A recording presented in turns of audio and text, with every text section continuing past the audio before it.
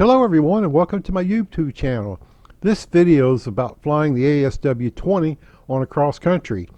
And as you know, occasionally we get low, sometimes we have to land out, sometimes we get lucky and get back up and make it back to base. It's just all part of the flying that we do. This year is 2021, and of course COVID, and like me and a whole lot of other people, really didn't get a chance to fly much this year. And in North Texas, we also had a lot of bad weather to boot. So here's the takeoff. If you look at the clouds, it looked like it was going to be a really good soaring day, but we just had a lot of rain this year, a lot of moisture in the ground, just real bad weather. And you know, I've been flying maybe 5 or 6 years, and this is the worst season I've seen for flying. And throw in COVID to boot, and you get the end result, right? Not much flying anyway.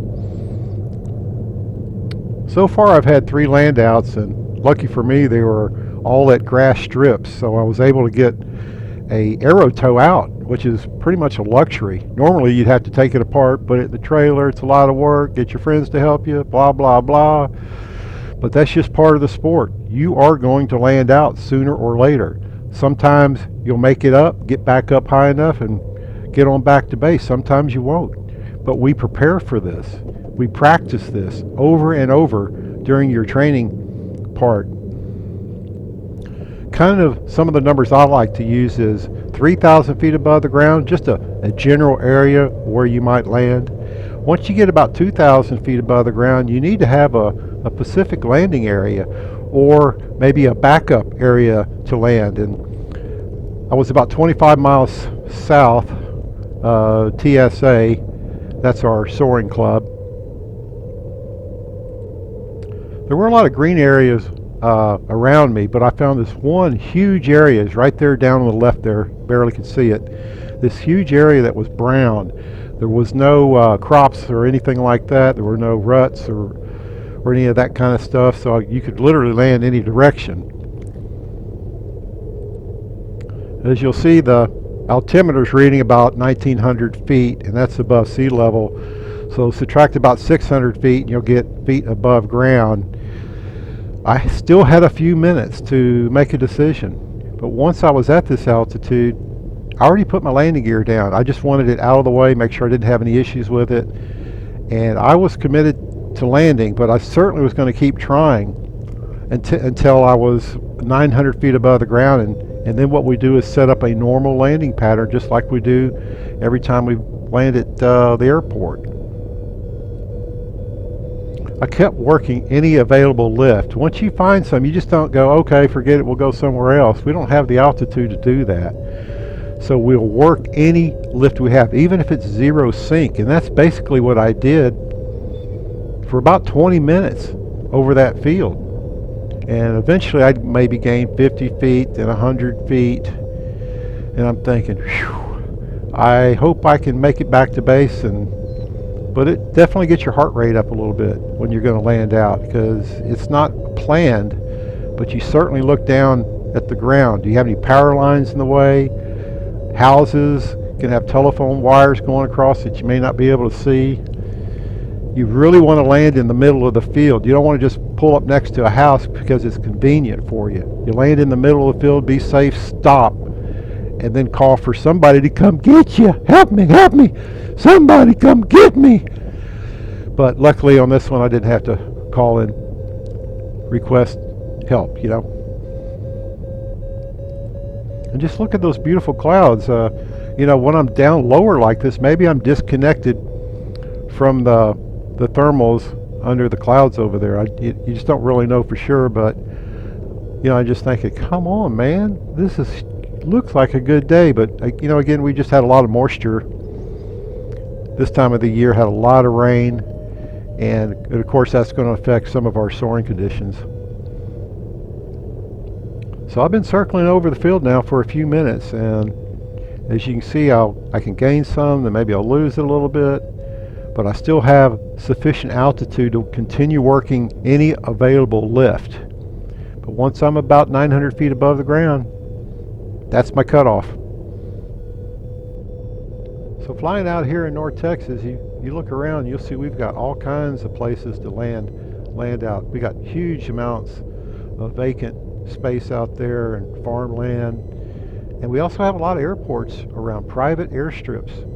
And I use my OD2, and that can help me. If I'm getting low, I can get over to a grass strip or asphalt runway and land there. That's really nice because you can get an aero tow out.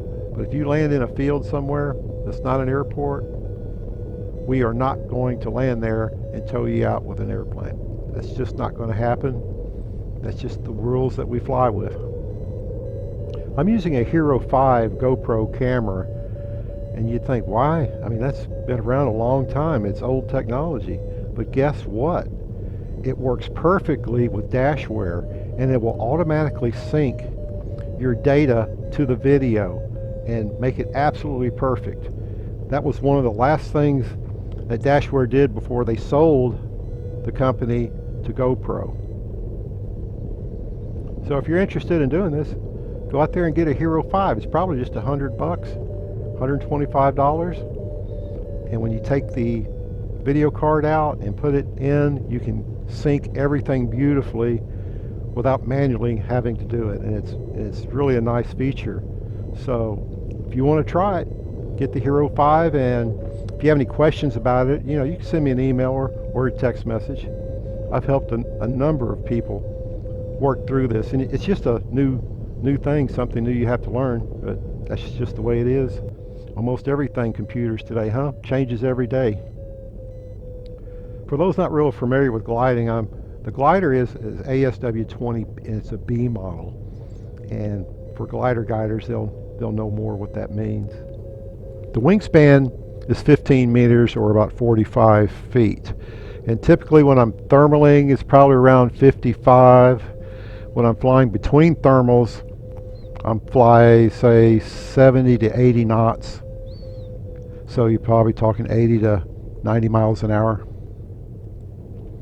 And for us flying down here in North Texas, I really consider it an afternoon sport. And I just simply mean that we fly after 12 o'clock just to get the thermaling conditions where we'd like to see them. But sometimes when they look really good, I've seen some of the guys take off at 11 o'clock, 11 a.m., and they could put in a 5 or 6 hour flight with no problem.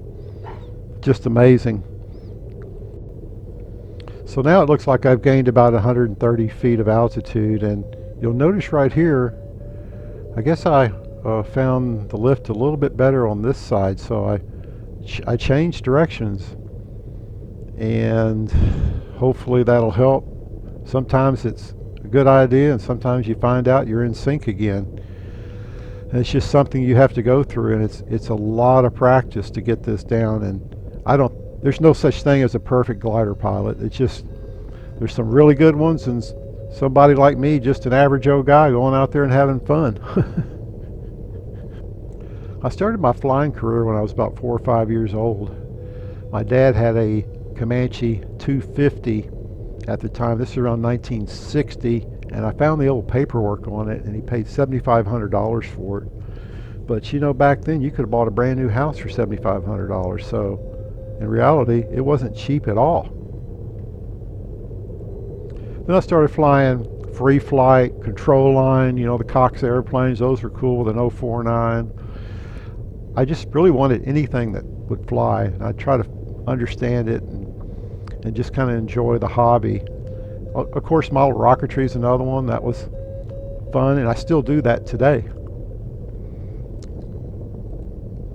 I started taking flying lessons out at Hooks Airport near Houston, north of Houston. I believe it was $20 something an hour. And you think, God, that'd be cheap. But think about it. I was working at the grocery store as a sacker, making maybe $3 an hour. So look how much time I had to put in just for a 1 hour flight. It was still expensive, but I think today it's a lot more expensive than it was back years ago. It just seems that way. I mean, to rent a 172 and it costs you $180 an hour to fly it. Ay, ay, ay. Okay, looks like I'm in this right turn, and it's starting to develop. I feel it a little bit better now. I've gained 150, 200 feet. Well, that's certainly better than nothing and landing out there. But you know, we practice this. You'll practice this over and over and over. And it's just something that you're going to have to learn. You're going to land out. What I mean, for those that don't understand, land out means we're just going to land out in some field somewhere. That's what we mean by land out. It's not planned. But you know, we go through all this training to try to make it as safe as possible for you, so you make the right decisions, get on the ground safely, and then figure out how to get the glider out of there and call your buddies to come get you, because you're going to have to buy them $100 steak dinner. That's usually what you have to do, but with COVID around, it probably didn't get as much free lunches like we did in the past. All right, back to the video again. Looks like I've gained a couple of 100 feet, maybe 250 feet, as I slowly work this thermal. And it's like 1 knot, which means 100 feet per minute. And I remember a few years ago when I was winter flying, my average thermal was 50 feet per minute, and I flew for 3 hours. And my CFI said, "Well, Roy, it looks like you can winter fly. I'm looking at the charts here on your numbers, and then you're averaging 50 feet a minute, so I think you can winter fly okay." But that's a whole lot of work, and you want to try different things, but that's too much work, seems like to me now. I probably wouldn't do that again, but it was certainly fun at the time. Okay, the altimeter is indicating about 2,400 feet above sea level, and that's probably about, subtract 600 feet from it, and that'll get you above ground. But I'm thinking, oh man, I'm starting to feel better now. Didn't have to make that land out. But I'm still not quite out of the woods just yet, but it's getting better. And I'm getting a little higher each circle, so life is good now. I fly at the club. It's Texas Soaring Association, for short, TSA. And it's near Dallas, south of Dallas, about an hour, in a little town called Midlothian, Texas. We have this wonderful club. There are over 200 members. Just amazing in the talent that we have at the club, and just the idea that you can go out, and if you need help on something, there's somebody there that can help you. And that's one of the great things about being at a club. Really get that support, especially for novices. I consider myself a novice. I mean, I've been flying gliders, 5 years? And it's always a learning curve. There's always something new to explore. And look at this cloud, man. Just getting right underneath it. Look how it's formed. And I'll probably get a free ride up as I pass underneath it. And another thing I just noticed on the video, the bases are fairly low. Look at it. I'm at 3,700 feet above sea level, and I'm getting close to the base. So this was a cross country that wasn't the cloud base that would be up like 5, 6, 7,000 feet. And it's certainly more of a challenging thing to do when you're doing cross countries lower to the ground, because you've got less time if you don't find lift. That's just all there is to it. When we have the opportunity to fly, when we have these beautiful cumulus clouds, they tell us where the lift is. If you fly on what we call a blue day, there is no clouds. There certainly can be good thermals, but these clouds give us a good indication as to where the lift is. At least it's not so invisible with clouds than it is flying in the blue. Another thing we don't do is fly in big open blue areas when we got cumulus clouds all around. That could be sinking air. And if we have enough altitude to fly over a blue area, okay, fine. But if you don't, we follow the clouds. So getting back to the airport is not a straight line. It may be a curve off to the left, 45 degrees, and then swing back to a 90 coming back to the airport. And that's because we follow the clouds. And they're not always going to be lined up so we can fly directly to our airport. So that's just one of the things I learned when I was doing my training, is cloud reading. All right, feeling really good now, above 4,000 feet. You know, maybe those bases are at 5,000 feet. Must be, because look at the altimeter at this point. Probably about 5,000 at the bases, looks like to me. The ASW-20 has flaperons, which means we have flaps like a conventional aircraft would have, but we also can adjust the ailerons in negative or positive. So when we're flying cross country and want to fly faster between thermals, we put it in negative, the ailerons in a negative position. We have a 1 and a 2 is what we use. But why would you put it in negative? And the simple answer is it simply reduces the lift near the wingtip, and that can allow you to fly faster. And a simple way to calculate how far can I go at a given altitude, I generally use like 4 to 5 miles per thousand, and that's a very conservative number because this glider can do 8 miles per thousand feet of altitude consumed. So to be conservative, so I'm at 4,500 feet now, 5 miles per thousand, that puts me at about 20 miles distance that I could fly and not find another thermal and make it back to base. So it's just a simple calculation you can do in your head. And then of course you see the OD there can give me more precise information, is like how much more altitude I need to get back to base and other helpful information. So if you're going to really fly gliders, you need an OD2 at a minimum after you start your training, at least before you start doing your cross-country flying anyway. So there you go. Something else I thought of on the GoPro Hero 5, I shoot at 1080.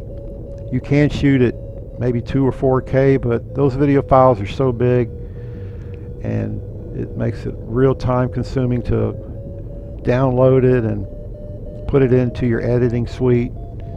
So 1080 is good enough, and this is 1080, and it's just real easy to work with on a computer. So look at this, man. I'm feeling good underneath this cloud.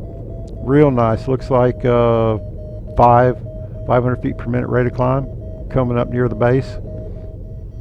Very cool. All right, so at this altitude, I've got it made back to base, no problem. I have plenty of altitude to make it back to TSA, and we'll get ready to set up the landing sequence here. This wasn't the same one on this video. I used another one because my camera quit working, ran out of battery power or something. So this one coming up here is the landing at TSA. Here we go. Okay, I'm at TSA. I'm going to left downwind for runway 18. I like to be at about midfield at about 1,500 feet. And that looks like just about right. Landing gears down and locked as we fly the sequence in. Of course, we're going to pick up our speed when we get lower to the ground. You don't want to fly low and slow. Okay, as we're setting up this landing approach, let's just watch the action.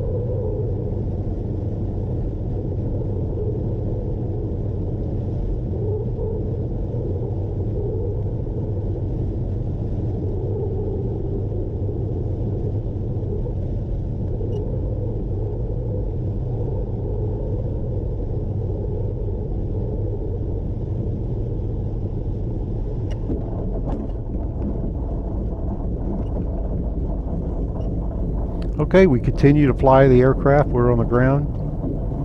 Absolutely must keep flying it. I'm going to make use the right rudder here and kind of get off the runway the best I can. You can't always get off to the side, but may help out when another glider's behind you. You need to get your glider off the runway as soon as possible. That's what they tell us. I get it. Well, I hope you enjoyed this video. Be sure and look up all my other videos about flying gliders, sailplanes, model rocketry, radio control, NASA, and a lot more. So you guys have a great day, and we'll see you in the air next time. Bye-bye.